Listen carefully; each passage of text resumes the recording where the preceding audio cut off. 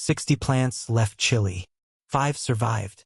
A French ship rolls through the South Atlantic in early 1714. Below deck, crates of damp soil hold the last living cuttings of a fruit no European has properly studied yet. The voyage has already run for months. Fresh water is running low, rationed out cup by cup for a crew that still has an ocean left to cross. Every day, a naval engineer named Amédée-François Frézier makes the same choice. He hands part of his own drinking ration to the plants instead of drinking it himself. Nobody ordered him to. Nobody would have blamed him for letting the crates rot below deck and keeping the water for his own throat. By the time the ship reaches France, 55 of the 60 plants are dead. The survivors are limp, salt-crusted, barely recognizable as the thriving garden plants Frézier first admired in Chile. 5 survive. 5 plants, half drowned in salt air, become the ancestor of nearly every strawberry eaten on the planet today.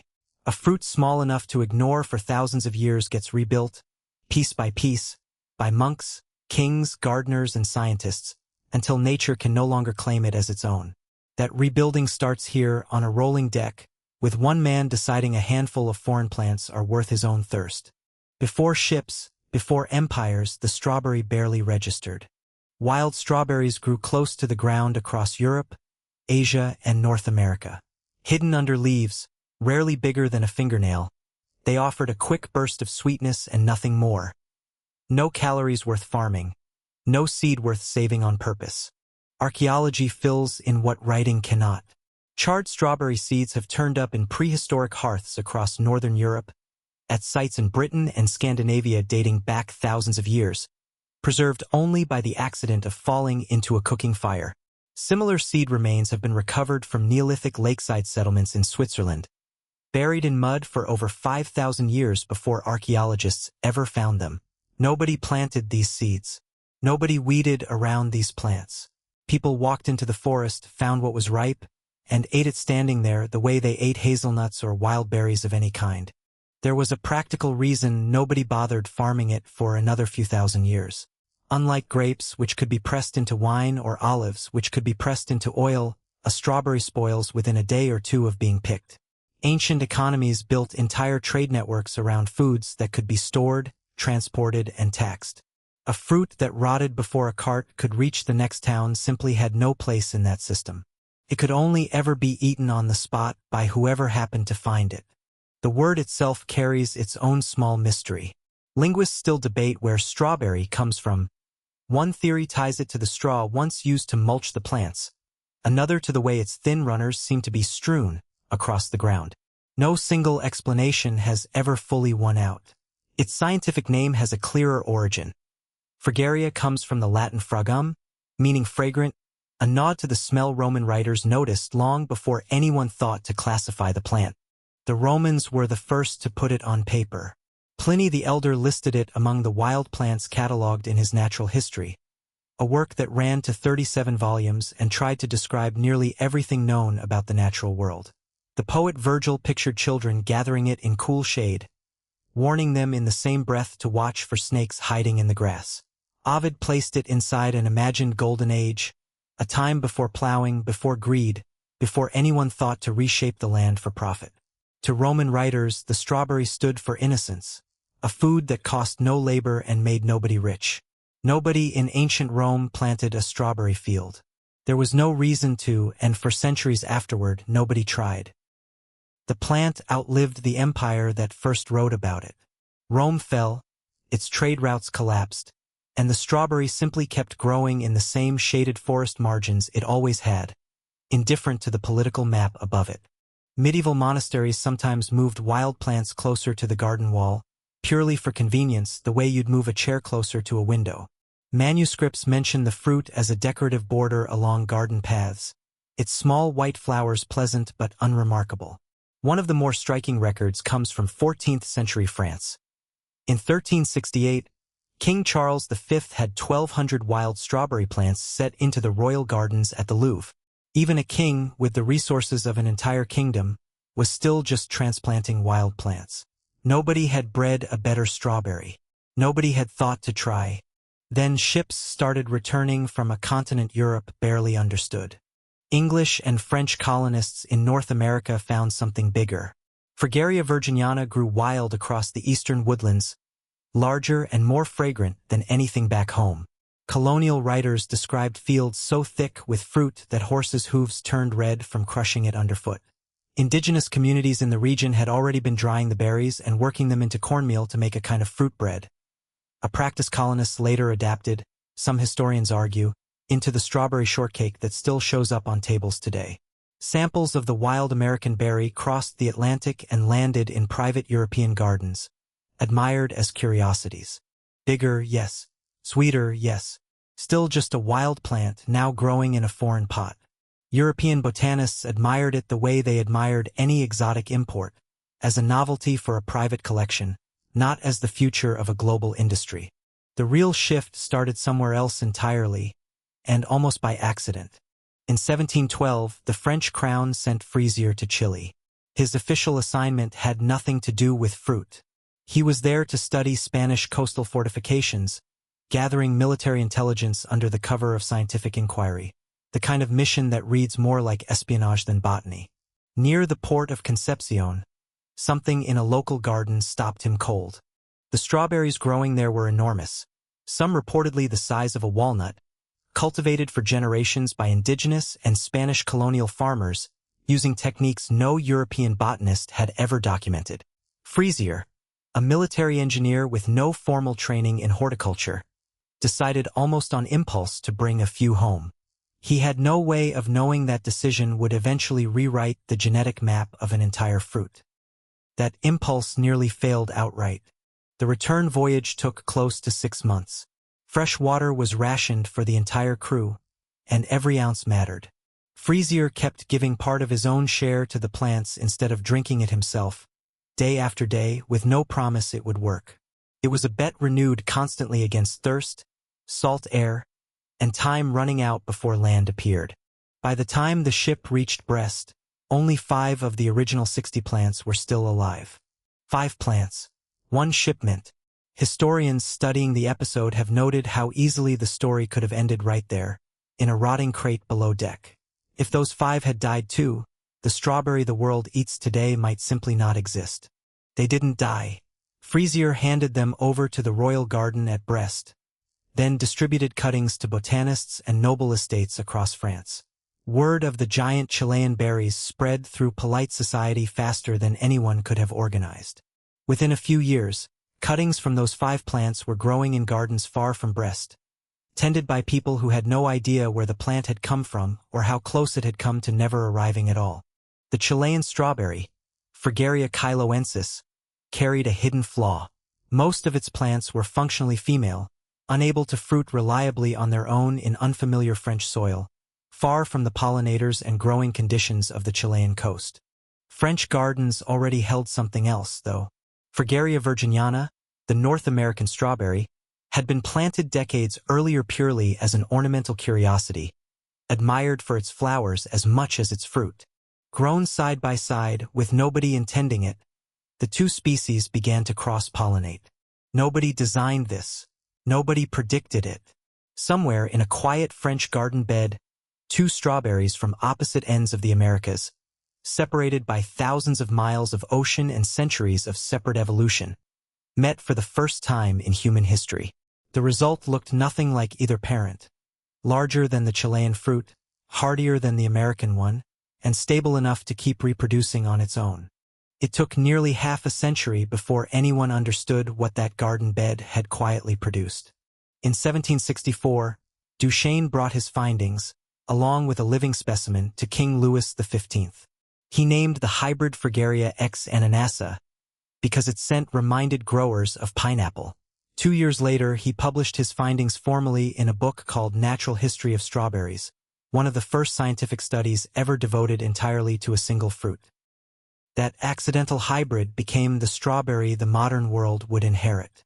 Once Duchesne's work spread, French and English growers stopped treating the strawberry as decoration and started breeding it on purpose, selecting for size, firmness, and sweetness, discarding anything weaker.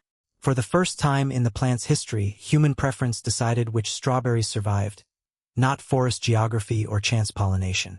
English breeders in the early 1800s developed varieties suited to colder, wetter climates, competing openly to grow the largest, most uniform berries anyone had seen. The English herbalist John Gerard had described wild strawberries in his 1597 herbal as a modest hedgerow plant. 2 centuries later, named commercial varieties were being sold by catalog, a concept that would have made no sense to a Roman farmer gathering wild fruit by hand. By the mid-1800s, the fruit crossed the Atlantic again, now as a deliberate crop instead of a curiosity. American growers combined European breeding methods with local strains, and commercial strawberry farms spread across the eastern United States. Railroads changed everything that followed. For the first time, strawberries picked in one region could reach distant markets before they spoiled. Here is something almost nobody learns until adulthood. The part of the strawberry everyone eats is not, botanically speaking, a fruit at all. A true berry, by definition, carries its seeds embedded inside the flesh.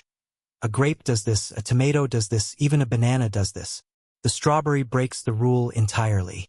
The red, juicy part is an enlarged flower stem, swollen over time into something sweet enough to make an animal want to eat it and carry the seeds away. The real fruits are the small specks scattered across the surface, roughly 200 of them on an average berry, each one a separate, complete fruit called an achene, each holding its own single seed. So what looks like one strawberry is closer to 200 tiny fruits, riding on a stem dressed up to look, smell, and taste like something worth eating. Botanists call this an accessory fruit. Most of what gets eaten was never fruit tissue in the first place. It is a fitting detail for a plant whose identity, by this point in the story, had already stopped being defined by nature. After Duchesne, after the deliberate crossbreeding, what counted as a good strawberry was decided by what looked convincing enough on the outside. Not every change to the strawberry happened in a lab or a field. The pairing of strawberries and cream shows up in English writing as early as the 16th century, well before anyone had heard of Duchesne's hybrid. By the time the modern strawberry reached England in the 1800s, the combination was already a familiar treat at country fairs and garden parties. When the Wimbledon Tennis Championships began in 1877, strawberries and cream were served almost as a matter of course, and the pairing has stayed on the menu at the tournament every year since. Today, spectators at Wimbledon eat somewhere in the range of 2 million strawberries over the 2-week event. None of this changed the plant itself, but it shows how quickly a fruit that barely existed in its modern form a century earlier could be absorbed into tradition, as if it had always belonged there. Then California entered the story, and the scale exploded. Mild winters and long growing seasons made the state almost perfectly suited to strawberry farming. Through the 20th century, university breeding programs engineered new varieties for firmness and shelf life, prioritizing survival during shipping over flavor at the vine. Refrigerated rail cars, then refrigerated trucks, meant strawberries could travel from California fields to cities a continent away within days. A fruit that had barely survived a single ocean crossing in 1714 could now cross an entire country and still look fresh under supermarket lights.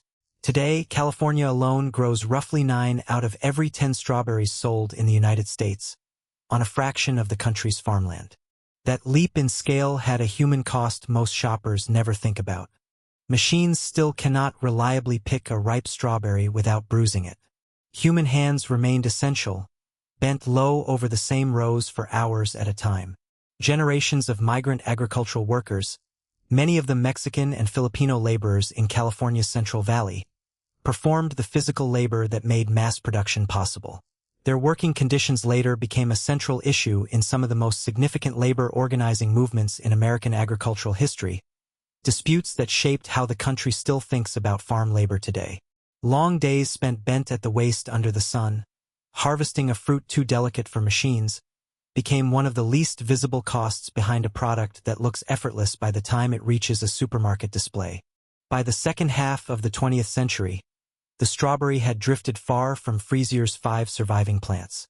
Breeders built varieties for nearly every commercial need imaginable, some for a single intense harvest, others engineered to fruit continuously across several seasons. Chemical soil fumigants allowed the same fields to be replanted year after year, bypassing the natural rest that wild strawberry patches had always required. Genetic diversity narrowed sharply in the process. Most commercial strawberries grown today trace back to a remarkably small pool of parent varieties, all descended from that single accidental cross in an 18th-century French garden. Historians and agricultural scientists still argue about what got lost along the way. Some point to measurable declines in sugar content and aroma complexity compared to older, less commercially tuned varieties. Others say the trade-off was unavoidable the moment shoppers wanted large, uniform, easily shipped fruit available in every season, everywhere, regardless of local climate. A strawberry bred to survive a truck ride across a continent is, almost by definition, not the same fruit a Roman child once pulled from the shade of a forest path. Nobody disputes the scale of the change. China now grows more strawberries than any other country on Earth, followed by the United States. In an industry worth billions of dollars a year, a supply chain built entirely on 5 plants that nearly died on a single voyage 3 centuries ago. A Roman writer who once praised the fruit for costing nothing would not recognize what it costs now, in water, labor, and chemistry, to keep it on shelves every month of the year. The story didn't stop with railroads and refrigeration. The garden strawberry carries an unusually complicated genome, built from 8 full sets of chromosomes instead of the 2 most plants and animals carry, a legacy of that original accidental cross between 2 wild species. Scientists didn't fully map it until 2011, when researchers sequenced the genome of the wild woodland strawberry as a first step toward understanding its far more complex commercial cousin. A more complete map of the cultivated strawberry's genome followed a few years later. University breeding programs, some running continuously since the 1930s, used that growing scientific understanding to develop what growers call day-neutral varieties. Plants that keep fruiting through summer heat instead of stopping after a single spring flush, the way older varieties always had. It lets strawberries fill supermarket shelves nearly year-round instead of appearing for a few short weeks each year, the way they had for every generation before the 20th century. None of this required inventing anything from scratch. It meant reading, more and more precisely, the genetic instructions left behind by 5 plants that almost didn't survive a ship voyage across the South Atlantic. Consider the full distance this fruit has traveled. From forests where prehistoric foragers ate it standing beneath the leaves. From Roman gardens where poets called it a symbol of innocence. From a French king's garden at the Louvre, still just a transplanted wild plant. From colonial American woodlands, where horses' hooves ran red with crushed fruit. From a Chilean garden, nearly lost at sea to thirst and salt water. From an accidental French hybrid, unnoticed for 50 years, to a genetically narrow, globally shipped commercial crop, built more for surviving a truck ride than for tasting good on the vine. Each stage erased a little more of what came before it. Each stage traded wildness for control. The strawberry rarely shows up in stories about empire, science, or industry, yet it quietly touches all 3. A naval engineer sent to spy on Spanish forts ended up reshaping global agriculture, almost by accident. A young botanist's patience with ordinary garden plants produced a species nature itself never made. The 5 plants from that 1714 crate are long gone. Something of them is still in nearly every strawberry eaten today, carried forward through centuries of cuttings, careful crossbreeding, and deliberate human choice. The forest floor still holds the original. Small, sour, easy to miss.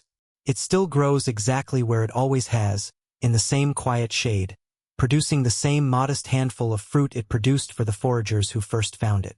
Almost nobody bothers looking for it anymore.